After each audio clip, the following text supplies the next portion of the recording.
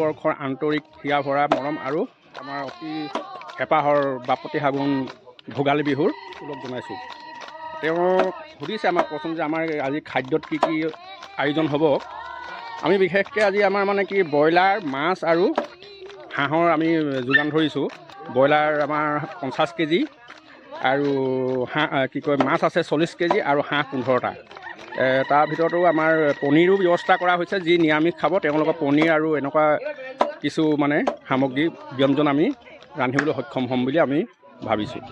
আজিৰ দিনটোত কিমান মানুহে একেলগে ভোজত খাব আপোনালোকে? আমাৰ প্ৰায় 100 ঘৰ মানুহৰ আমি জ্ঞাতি বন্ধু একেলগে খাম। মানে প্ৰায় 500 মানুহ আমাৰ ইয়াত সমবেত হ'ব বুলি আমি আশা কৰিছোঁ আৰু নিশ্চয় আহিব বুলি আমাৰ বিশ্বাস।